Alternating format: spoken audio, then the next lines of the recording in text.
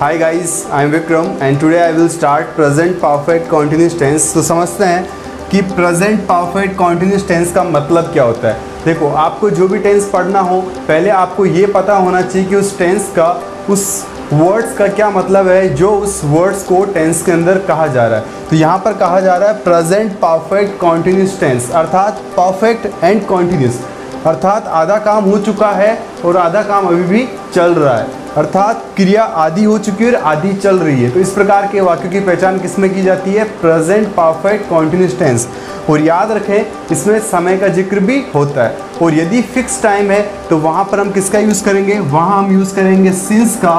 और यदि आपका पीरियड ऑफ टाइम अर्थात अनिश्चित समय, तो क्या यूज़ करेंगे? फॉर का यूज़ करेंगे। तो समझ लेते हैं यहाँ पर हम रूल के बारे में कि प्रेजेंट परफेक्ट कॉन्टिन्यूस टेंस का रूल क्या होता है। तो समझे ध्यान से, यहाँ पर सब्जेक्ट, क्लियर, क्या यूज़ करेंगे? सब्जेक्ट। सब्जेक्ट जब आपका सिंगुलर है तो क्या यूज़ करेंगे? हैज़ यूज़ करेंगे। और जब सब्जेक्ट प्लूरल है तो क्या यूज़ करेंगे? हैव यूज़ करेंगे। क्लियर है? तो हैज़ या हैव प्लस बीन, क्लियर। तो बी की थर्ड फॉर्म होती है बीन, और आपको पता है कि हैज़ के तुरंत बाद जब भी किसी मुख्य क्रिया का यूज़ करते हैं तो कौन सी क्रिया का यूज़ करते हैं? थर्ड फॉर्म का। इसीलिए हमने यहाँ पर बीन यूज़ किया, और बीन के बाद यहाँ पर क्या यूज़ करेंगे? मुख्य क्रिया की फर्स्ट फॉर्म प्लस आईएनजी, जिसे कि हम मुख्य क्रिया की फोर्थ फॉर्म भी कह सकते हैं। फिर क्या यूज़ करेंगे? ऑब्जेक्ट। ऑब्जेक्ट के बाद आप यूज़ करते हैं सिंस या फॉर, और उसके बाद यूज़ करते हैं हम टाइम। तो फॉर्मूले को दोबारा समझे कि सब्जेक्ट यूज़ करेंगे, सब्जेक्ट के तुरंत बाद आप हैज़ या हैव यूज़ करेंगे। तो याद रखें जब सब्जेक्ट सिंगुलर है तो हैज़ यूज़ करें। सिंगुलर सब्जेक्ट होता है आपका ही, सी, इट वे सिंगुलर नाउन, तो हैज़ यूज़ करें।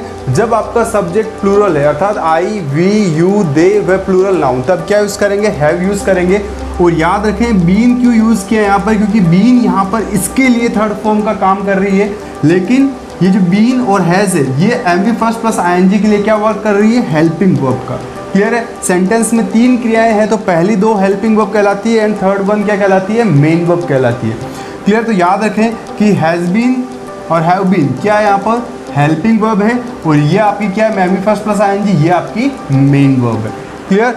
तो ये हो गया आपका पॉजिटिव का फॉर्मूला। और याद रखें फिक्स समय अर्थात निश्चित समय के लिए सिंस का यूज़ करेंगे, वह अनिश्चित समय के लिए फॉर का यूज़ करते हैं। फिर यूज़ करते हैं टाइम का। क्लियर? तो ये हो गया आपका फॉर्मूला। अब आपको इस फॉर्मूले को याद रखने के लिए आपको इसे हिंदी में याद रखना होगा, क्योंकि अगर आप इस फॉर्मूले को इंग्लिश में याद रखने की कोशिश करेंगे तो definitely after few days you will forget this formula.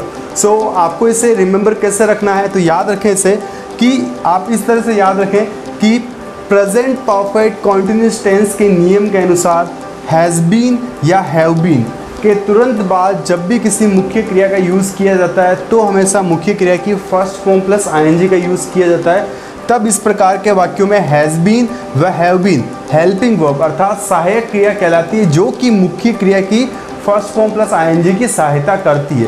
तथा इस प्रकार के वाक्यों में निश्चित समय अर्थात फिक्स टाइम के लिए सिंस का यूज़ करते हैं, व अनिश्चित अर्थात पीरियड ऑफ टाइम के लिए फॉर का यूज़ किया जाता है। तो इस तरीके से आप इस थ्योरी को याद रखें। दोबारा सुने इस थ्योरी को कि प्रेजेंट परफेक्ट कॉन्टिन्यूस टेंस के नियम के अनुसार हैज़ बीन तथा हैव बीन के तुरंत बाद जब भी किसी मुख्य क्रिया का यूज़ करते हैं तो हमेशा मुख्य क्रिया की फर्स्ट फॉर्म प्लस आईएनजी का यूज़ करते हैं। तब इस प्रकार के वाक्यों में हैज़ बीन व हैव बीन सहायक क्रियाएं कहलाती है, जो कि मुख्य क्रिया की फर्स्ट फॉर्म प्लस आईएनजी की सहायता करती है।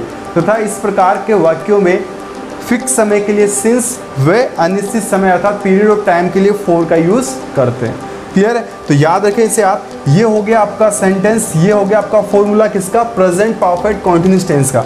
अब बात करते हैं कि इसकी पहचान हिंदी में कैसे आप पहचानेंगे। तो याद रखें वाक्य के अंत में रहा है, रही है, रहे हैं तथा समय का जिक्र होता है, अर्थात समय इसमें इंक्लूड होता है। समय अगर आता है तो इस प्रकार के वाक्यों की पहचान किसमें की जाती है? प्रेजेंट परफेक्ट कॉन्टिन्यूस टेंस अर्थात वाक्य के अंत में, ध्यान से समझे इसे, वाक्य के अंत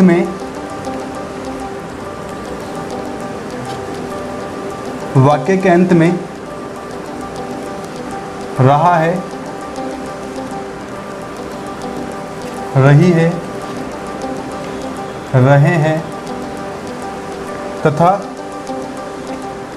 समय का जिक्र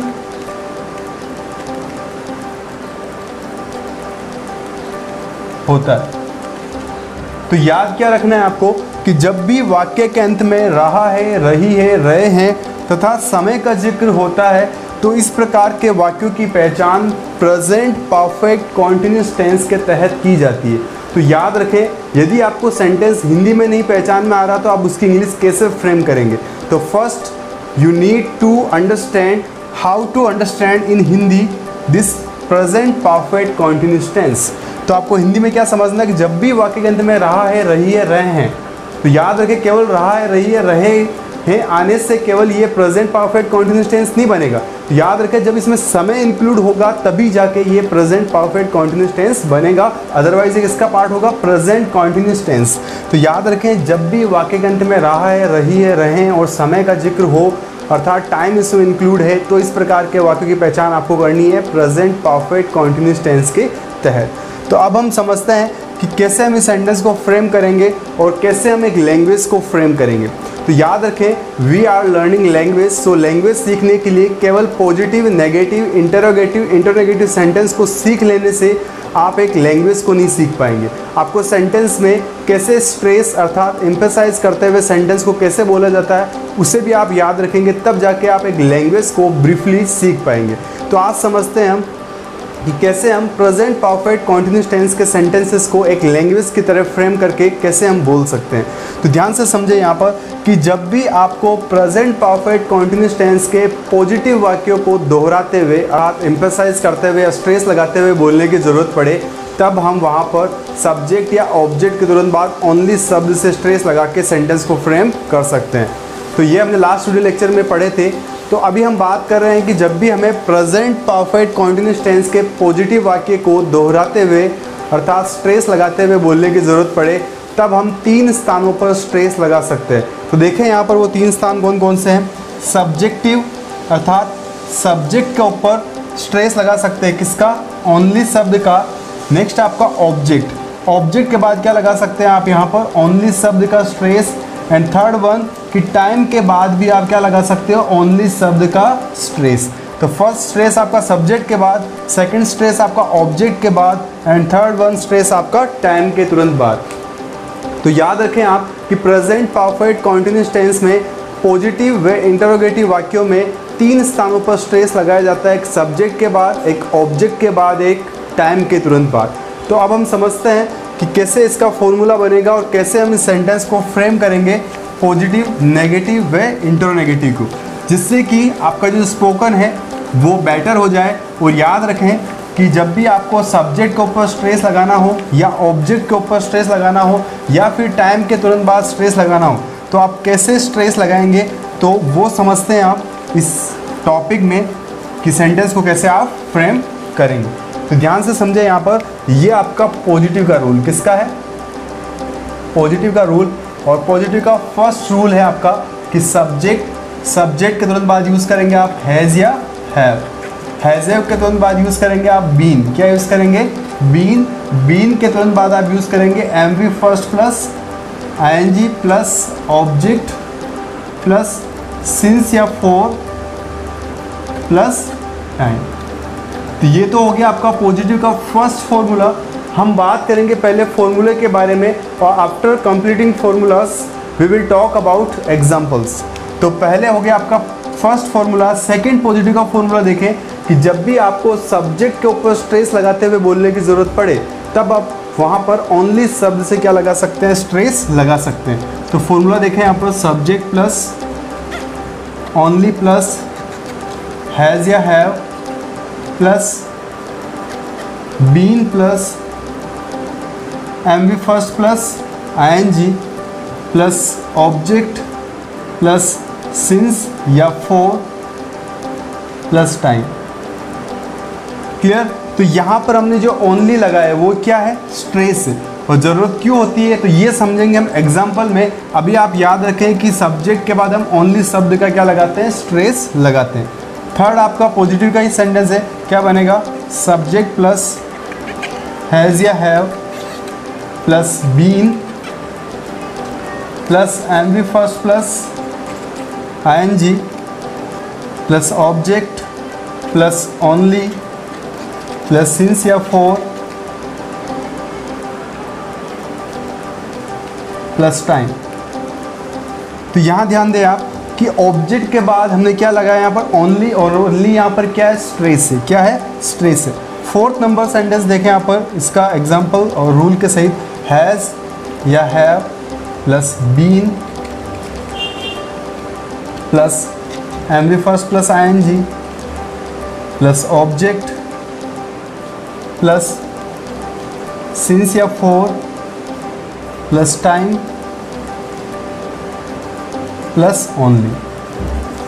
तो यहाँ देखा आपने ओनली शब्द से स्ट्रेस कहाँ लगाया हमने, टाइम के तुरंत बाद। तो याद रखें कि यदि आपको एक लैंग्वेज सीखनी है तो इस तरीके से प्रेजेंट परफेक्ट कॉन्टिन्यूअस टेंस के पॉजिटिव के 4 रूल के बारे में आपको पता होगा, तब जाके आप एक लैंग्वेज को परफेक्ट रूप से सीख पाएंगे। तो याद रखें कि जब भी आपका पॉजिटिव का फर्स्ट सेंटेंस हो, सिंपल बोले subject has have plus been MV first plus ING plus object since या फॉर प्लस टाइम। और जब बात हो कि कैसे हम सब्जेक्ट के ऊपर ओनली शब्द का स्ट्रेस लगा सकते हैं, या फिर ऑब्जेक्ट के ऊपर ओनली शब्द का स्ट्रेस लगा सकते हैं, और या फिर टाइम के तुरंत बाद भी ओनली शब्द का स्ट्रेस लगा के सेंटेंस को फ्रेम कर सकते हैं। तो ये बात हुई पॉजिटिव के रूल के बारे में, तो आप इसे नोट डाउन कर लें। अब हम बात करते हैं नेगेटिव के बारे में। किसके बारे में, नेगेटिव, कि नेगेटिव फॉर्मूला क्या होगा। और याद रखें टेंसेस के अकॉर्डिंग हमें याद ये रखना है कि नोट कौन से नंबर पे यूज़ करेंगे हम जो नोट यूज़ करेंगे वो यूज़ करेंगे हम 3rd नंबर पे। कहाँ यूज़ करेंगे नोट, कहाँ यूज़ करेंगे, 3rd नंबर पे यूज़ करेंगे। तो समझे यहाँ पर ध्यान से आप, नेगेटिव सब्जेक्ट प्लस हैज़ या have plus not plus been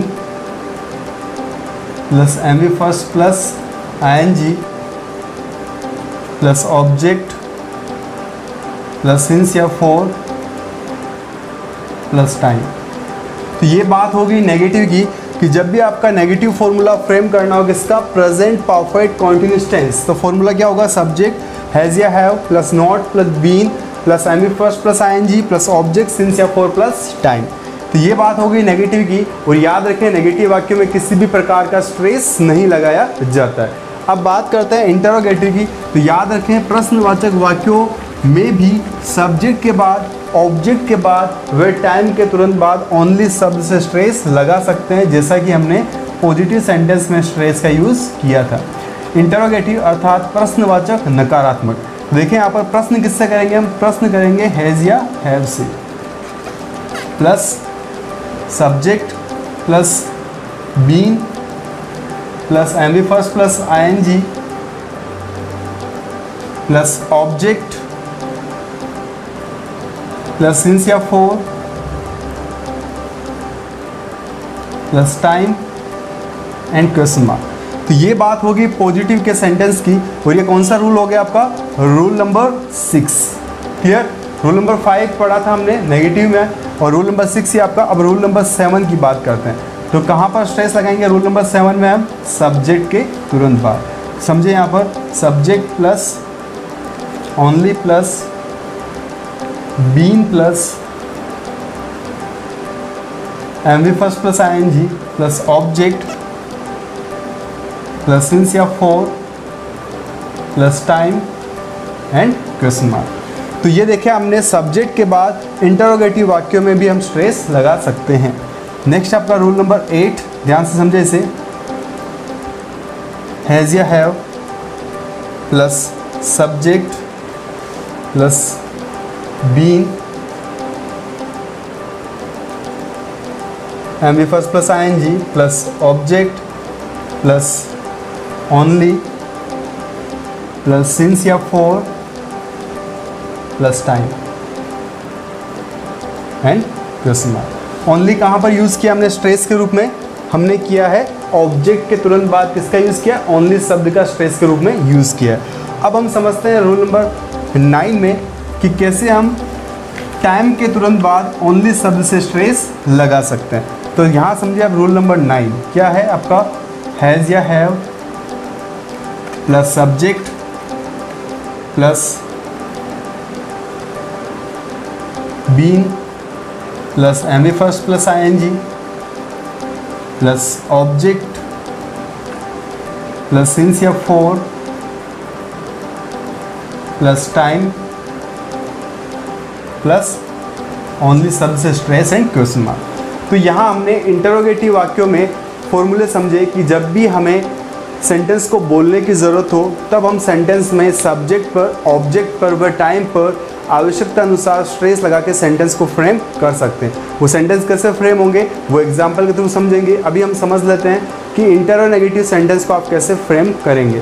तो बात करते हैं हम इंटरोनेगेटिव अर्थात प्रश्नवाचक नकारात्मक। जब आपको प्रश्न भी करना और नेगेटिव वर्ड भी ऐड हो तब इस प्रकार के वाक्यों को किस तरीके से फ्रेम किया जाता है, ध्यान से समझे आप। यहाँ पर इंटरोनेगेटिव,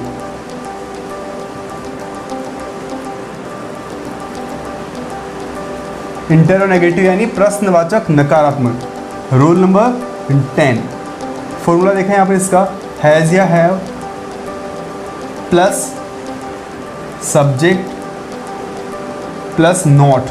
नॉट कौन से नंबर पे आएगा आपका, थर्ड नंबर पे, plus been plus M B first plus ING plus object plus since या for plus time and question mark. तो यहाँ पर समझा आपने इंटरोनेगेटिव अर्थात प्रश्नवाचक नकारात्मक वाक्यों को जब भी आपको बोलने की अर्थात क्वेश्चन करने की ज़रूरत हो तब वहाँ पर आपको नोट कौन से नंबर पे यूज़ करना है, थर्ड नंबर पे यूज़ करना है। क्लियर है। तो ये समझे हमने 10 रूल्स, और ये रूल्स यदि आपको समझ में आ गए हैं तब जाके आप एक लैंग्वेज को अच्छे से फ्रेम कर पाएंगे। Because we are learning language, so language में हमें ज़रूरत होती है इस तरह से सेंटेंसेस को फ्रेम करने की। अब हम पढ़ते हैं एग्जाम्पल के बारे में। समझे यहाँ पर अब स्टेप बाय स्टेप एग्जाम्पल और क्यों ज़रूरत होती है हमें स्ट्रेस लगाने की, वो भी आपको यहाँ से क्लियर हो जाएगा। तो देखें यहाँ पर पॉजिटिव, पी मीन्स पॉजिटिव, इसका फर्स्ट एग्जाम्पल। और याद रखें जब भी आपका फिक्स समय हो, क्या हो आपका फिक्स समय, तब वहाँ पर आप क्या यूज़ करेंगे, वहाँ पर आप यूज़ करेंगे सिंस का। जैसे मैंने बोला यहाँ पर Monday, Tuesday, Wednesday, Thursday, Friday, Saturday, तो ये क्या है, फिक्स वीक का नेम है। तो यहाँ पर हम क्या यूज़ करेंगे, सिंस का यूज़ करेंगे। किसका यूज़ करेंगे, सिंस। अगर मैं कहूँ यहाँ पर जनवरी, फरवरी, मार्च, अप्रैल, मई, जून, तो ये क्या आपका, यह आपका फिक्स टाइम, तो क्या यूज़ करेंगे हम यहाँ पर, सिंस यूज़ करेंगे। जब आपका ईयर आए, फॉर एग्जांपल 2001, 1968, कुछ भी अगर ईयर आए वहाँ पर लिखा हुआ तो क्या यूज़ करेंगे, सिंस यूज़ करेंगे। जब आपका फिक्स समय हो, जैसे for example 2 o'clock, 3 o'clock, 4 o'clock, 5 o'clock, 6 o'clock, fix समय की बात हो रही है, क्या यूज़ करेंगे, सिंस यूज़ करेंगे। तो इस तरीके से आप याद रखें कि जब भी फिक्स टाइम है वहाँ पर सिंस यूज़ करें। और यदि ऐसा है 2 days, 2 months, 2 years, इस तरीके से ईयर्स, डेज, मंथ्स, इनके बारे में यदि आए तो याद रखें कि वहाँ पर आप किसका यूज़ करेंगे, 4 का यूज़ करेंगे।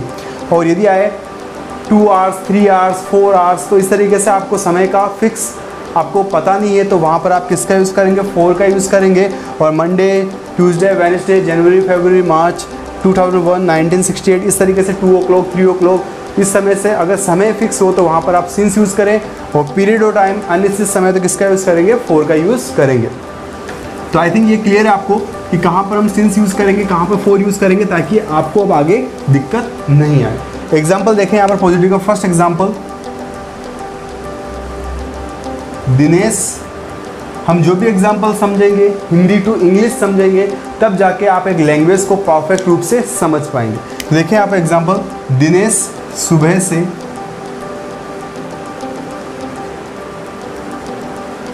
क्रिकेट खेल रहा है। दिनेश सुबह से क्रिकेट खेल रहा है।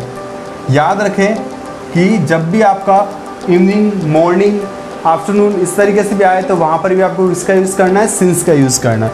तो यहाँ पर इंग्लिश क्या बनेगी, दिनेश। और आपको पता है दिनेश का एक सिंगुलर सब्जेक्ट है, सिंगुलर सब्जेक्ट के साथ क्या यूज़ करेंगे, हैज़ यूज़ करेंगे। तो दिनेश हैज़ बीन, और बीन आपको फिक्स से यूज़ करना ही करना है, फॉर्मूले में हमने पढ़ा था। दिनेश हैज़ बीन प्ले तो प्ले में क्या ऐड करेंगे, आईएनजी ऐड करेंगे। Dinesh has been playing cricket, Dinesh has been playing cricket since morning. क्या यूज करेंगे, सिंस मॉर्निंग। क्लियर। तो सेंटेंस क्या बना, पॉजिटिव का फर्स्ट सेंटेंस देखा आपने, दिनेश सुबह से क्रिकेट खेल रहा है। देखें यहाँ पर समय का जिक्र भी हुआ है और रहा है भी वाक्य के अंत में आया है। समय का जिक्र और वाक्य के अंत में रहा है रही आया है, तो सेंटेंस किसका होगा, प्रेजेंट परफेक्ट कॉन्टिन्यूअस टेंस। और इंग्लिश किससे फ्रेम करेंगे, सब्जेक्ट के बाद हैज या है, उसके बाद बीन, फिर आईएनजी फॉर्म प्लस ऑब्जेक्ट, फिर सिंस या फॉर प्लस टाइम। तो फॉर्मूला देखें आप, Dinesh has been playing cricket since morning, Dinesh सुबह से क्रिकेट खेल रहा है। अब बात करते हैं इसके सेकंड सेंटेंस को क्यों फ्रेम करने की ज़रूरत होती है। तो ध्यान से समझे, यहाँ पर मैंने कहा किसी को कि दिनेश सुबह से क्रिकेट खेल रहा है, तब उस बंदे ने बोला मुझे कि दिनेश सुबह से क्रिकेट नहीं खेल रहा है, रवि सुबह से क्रिकेट खेल रहा है। अर्थात उसने दिनेश के नाम को चेंज करके क्या बोला, रवि सुबह से क्रिकेट खेल रहा है। और मुझे अपनी बात साबित करनी है कि दिनेश ही सुबह से क्रिकेट खेल रहा है। सेंटेंस क्या बनेगा, देखें आप पहले हिंदी में, दिनेश ही सुबह से क्रिकेट खेल रहा है, दिनेश ही सुबह से क्रिकेट खेल रहा है। अर्थात मुझे अपनी बात साबित करनी किसके ऊपर, सब्जेक्ट के ऊपर जोर या दबाव डालते हुए। तो यहां पर सेंटेंस क्या बनेगा, Dinesh only has been playing cricket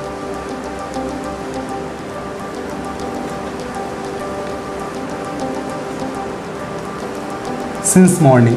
तो ओनली जो आपने यूज़ किया है ये क्या है यहाँ पर, ये यहाँ पर है स्ट्रेस। क्या है यहाँ पर, स्ट्रेस। थर्ड देखें एग्जाम्पल, थर्ड एग्जाम्पल क्या होगा कि हम ऑब्जेक्ट के ऊपर स्ट्रेस लगाते हुए सेंटेंस को कैसे फ्रेम करेंगे।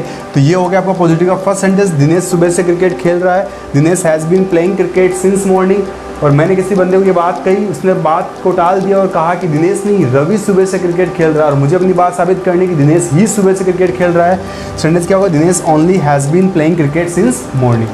तो अब बात करते हैं पॉजिटिव के थर्ड सेंटेंस के बारे में कि थर्ड सेंटेंस आप कैसे फ्रेम करेंगे और कैसे अपने स्पोकन को और क्लियर करेंगे। तो देखिए यहाँ पर थर्ड सेंटेंस में हम किस पे स्ट्रेस लगाएंगे, ऑब्जेक्ट के ऊपर। किस पे, ये पॉजिटिव का थर्ड सेंटेंस, दिनेश सुबह से क्रिकेट ही खेल रहा है, दिनेश सुबह से क्रिकेट ही खेल रहा है। जरूरत क्यों हुई, सुना ध्यान से। मैंने कहा दिनेश सुबह से क्रिकेट खेल रहा है, फ्रेंड ने कहा दिनेश सुबह से क्रिकेट नहीं खेल रहा है, दिनेश सुबह से फुटबॉल खेल रहा है। और मुझे पता है कि वो क्रिकेट ही खेल रहा है, मुझे अपनी बात साबित करनी है, अर्थात मुझे ऑब्जेक्ट पर ऊपर एम्फेसाइज करते हुए बोलने की ज़रूरत पड़ी। तो सेंटेंस कैसे फ्रेम होगा इंग्लिश में, तो देखें यहाँ पर, Dinesh has been playing cricket only, और क्रिकेट यहाँ पर क्या है, ऑब्जेक्टिव पार्ट है, cricket only since morning. Dinesh has been playing cricket only since morning. और मुझे अपनी बात साबित करनी, हिंदी में जैसे हम बोलते हैं वैसे इंग्लिश में भी अगर आपको अपनी बात को प्रूफ करना है तो वहाँ पर आप इस तरह से स्ट्रेस लगा के सेंटेंस को फ्रेम कर सकते हैं। अब बात करते हैं फोर्थ सेंटेंस, जहाँ पर हम स्ट्रेस कहाँ पर लगाएंगे, टाइम के तुरंत बाद। वो ज़रूरत क्यों होती है, ध्यान से सुने पहले आप सेंटेंस को कि दिनेश सुबह से क्रिकेट खेल रहा है। मेरे फ्रेंड को मैंने बात बोली तो फ्रेंड ने बोला दिनेश सुबह से क्रिकेट नहीं खेल रहा, दिनेश 1 घंटे पहले से क्रिकेट खेल रहा है। और मुझे अपनी बात साबित करनी है कि दिनेश सुबह से ही क्रिकेट खेल रहा है। अर्थात यहाँ पर जब भी आपको स्ट्रेस लगाते हुए बोलने की ज़रूरत पड़े, दिनेश सुबह से ही क्रिकेट खेल रहा है। सेंटेंस क्या फ्रेम होगा, Dinesh has been playing cricket since morning only, since morning only. तो जब भी आपको टाइम के तुरंत बाद भी अपनी कही गई बात को साबित करते हुए बोलने की ज़रूरत पड़े, तब आप वहाँ पर ओनली शब्द से स्ट्रेस टाइम के तुरंत बाद भी आवश्यकता अनुसार लगा सकते हैं। अब हम बात करते हैं कि नेगेटिव के बारे में सेंटेंस में, लेकिन नेगेटिव को स्टार्ट करने से पहले एक बार मैं वापस आपको रिवाइज करवा देता हूँ कि हमने पॉजिटिव के 4 सेंटेंस कैसे फ्रेम किए। तो सुने ध्यान से आप यहाँ पर। फर्स्ट सेंटेंस है, दिनेश सुबह से क्रिकेट खेल रहा है। Dinesh has been playing cricket since morning. Dinesh ही सुबह से क्रिकेट खेल रहा है। Dinesh only has been playing cricket since morning. Dinesh सुबह से क्रिकेट ही खेल रहा है। Dinesh has been playing cricket only since morning. Dinesh सुबह से ही क्रिकेट खेल रहा है। Dinesh has been playing cricket since morning only. इस तरीके से हमने 4 सेंटेंस फ्रेम किए और चारों सेंटेंस को हिंदी विद इंग्लिश हमने समझा। अब हम बात करते हैं नेगेटिव के बारे में। किसके बारे में? नेगेटिव अर्थात नकारात्मक वाक्यों। नकारात्मक वाक्यों में किसी भी प्रकार का स्ट्रेस नहीं लगाया जाता है। तो एग्जाम्पल समझे यहाँ पर। एग्जाम्पल नंबर 5, दिनेश सुबह से क्रिकेट नहीं खेल रहा है। सुबह से क्रिकेट नहीं खेल रहा है। सेंटेंस क्या बनेगा? दिनेश हैज़, और नॉट कौन सा नंबर पर आएगा आपका? 3rd नंबर पे। Dinesh has not been playing cricket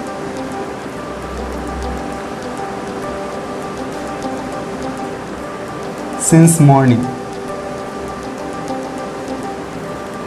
और नेगेटिव वाक्यों में किसी भी प्रकार का स्ट्रेस नहीं लगाया जाता है। सेंटेंस दोबारा समझे। दिनेश सुबह से क्रिकेट नहीं खेल रहा है। Dinesh has not been playing cricket since morning. अब बात करते हैं हम इंटरोगेटिव अर्थात प्रश्नवाचक वाक्यों को बोलते हुए। आपको जब भी स्ट्रेस लगाने पर ज़रूरत पड़े तो आप सब्जेक्ट, ऑब्जेक्ट या टाइम के तुरंत बाद इंटरोगेटिव वाक्यों में भी स्ट्रेस लगा सकते हैं। तो यहाँ समझे आप इंटरोगेटिव अर्थात प्रश्नवाचक। समझे यहाँ पर। रूल नंबर आपका 6। रूल नंबर 6 क्या कहता है कि जब भी आपको प्रश्न करना हो, किससे क्वेश्चन करोगे आप? हैज़ या हैव से क्वेश्चन करोगे। फिर आपका सब्जेक्टिव पार्ट, सब्जेक्ट के बाद क्या आएगा आपका? Been plus M first plus ING plus object plus since या for plus time and question mark. तो ये आपका फॉर्मूला है। अब इसका जो एग्जाम्पल क्या बनेगा? क्या दिनेश सुबह से क्रिकेट खेल रहा है? क्या दिनेश सुबह से क्रिकेट खेल रहा है? आपको जब भी क्वेश्चन करने की ज़रूरत हो तो क्वेश्चन किससे करेंगे? हैज़ या हैव से।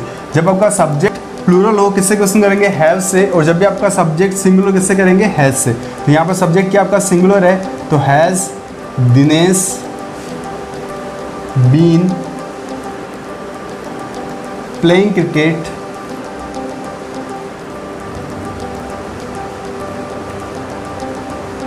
Since morning. Has Dinesh been playing cricket since morning. इस तरीके से हम क्वेश्चन करेंगे। और याद रखें कि प्रश्नवाचक वाक्यों में भी हम सब्जेक्ट के बाद ओनली शब्द से स्ट्रेस व ऑब्जेक्ट के बाद व टाइम के तुरंत बाद ओनली शब्द से स्ट्रेस लगाते हुए क्वेश्चन कर सकते हैं। तो अब हम समझते हैं रूल नंबर 7 का एग्जाम्पल। समझे यहाँ पर।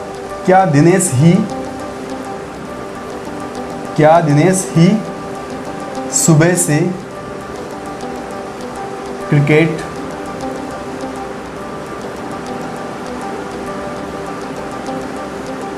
खेल रहा है?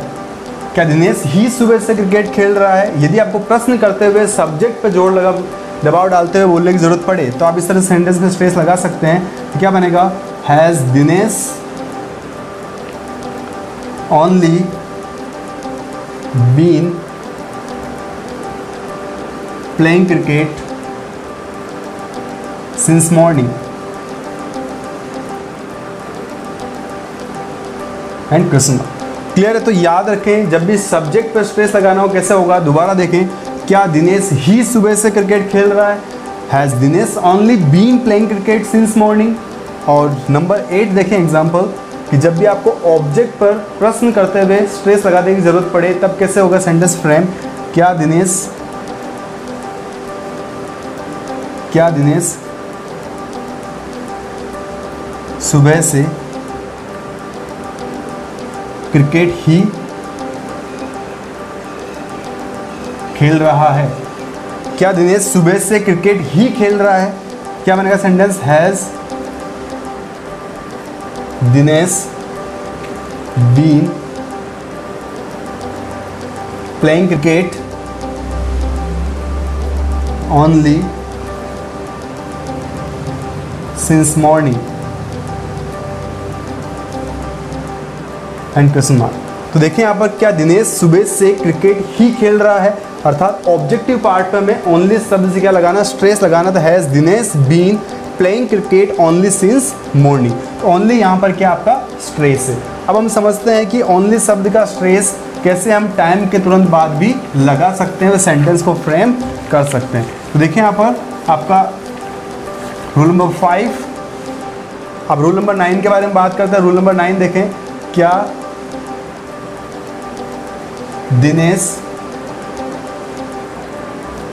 सुबह से ही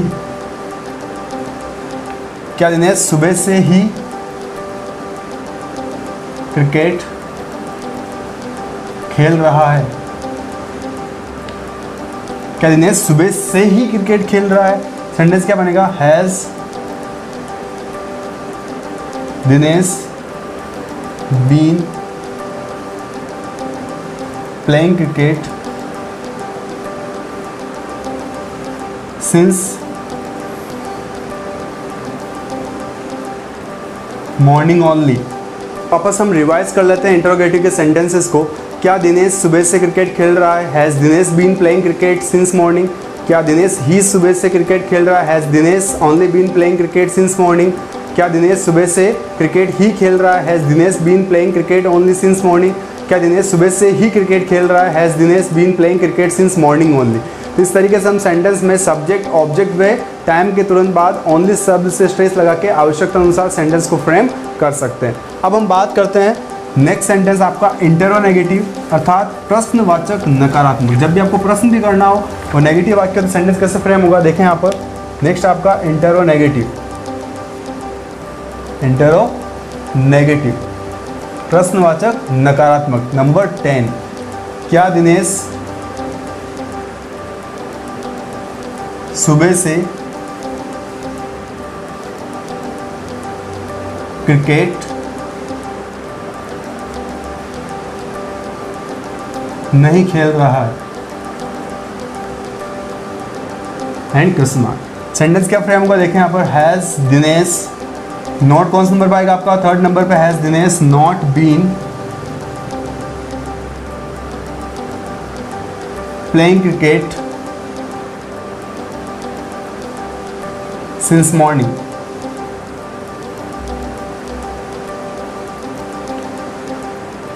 तो सेंटेंस क्या फ्रेम हुआ, देखें यहाँ पर। क्या दिनेश सुबह से क्रिकेट नहीं खेल रहा है? Has Dinesh not been playing cricket since morning? तो जो भी अभी तक हमने सेंटेंस फ्रेम किए 10 सेंटेंस, वो वापस हम रिवाइज करते हैं। ध्यान से समझे आप यहाँ पर सेंटेंसेस को। दिनेश सुबह से क्रिकेट खेल रहा है, Dinesh has been playing cricket since morning. Dinesh ही सुबह से क्रिकेट खेल रहा है, Dinesh only has been playing cricket since morning. Dinesh सुबह से क्रिकेट ही खेल रहा है, Dinesh has been playing cricket only since morning. Dinesh सुबह से ही क्रिकेट खेल रहा है, Dinesh has been playing cricket since morning only. तो इस तरीके से हमने अभी पॉजिटिव के चारों सेंटेंस को रिवाइज किया। अभी हम बात करते हैं नेगेटिव की। दिनेश सुबह से क्रिकेट नहीं खेल रहा है, Dinesh has not been playing cricket since morning. अब बात करते हैं इंटरोगेटिव की। क्या दिनेश सुबह से क्रिकेट खेल रहा है? Has Dinesh been playing cricket since morning? क्या दिनेश ही सुबह से क्रिकेट खेल रहा है? Has Dinesh only been playing cricket since morning?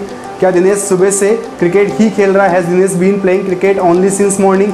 क्या दिनेश सुबह से ही क्रिकेट खेल रहा है? Has Dinesh been playing cricket since morning only? And interrogative, क्या दिनेश सुबह से क्रिकेट नहीं खेल रहा है? Has Dinesh not been playing cricket since morning. इस तरीके से हमने सेंटेंस को फ्रेम किया और 10 तरीके से हमने सेंटेंस को with Hindi with English practice की, तब जाके हम एक लैंग्वेज को कहीं ना कहीं परफेक्ट रूप से सीख पाएंगे। तो याद रखें, अगर आप जितना इंग्लिश को ब्रीफली पढ़ेंगे, जितना आप स्पोकन को ब्रीफली लेके जाएंगे, उतना ही आपके लिए लैंग्वेज एक बहुत ही महत्वपूर्ण पार्ट बनता जाएगा आपकी लाइफ का। ये ना सोचें कि केवल 5 मिनट 2 मिनट की वीडियो से आप इंग्लिश सीख जाएंगे, ये केवल एक भ्रम है। This is an illusion.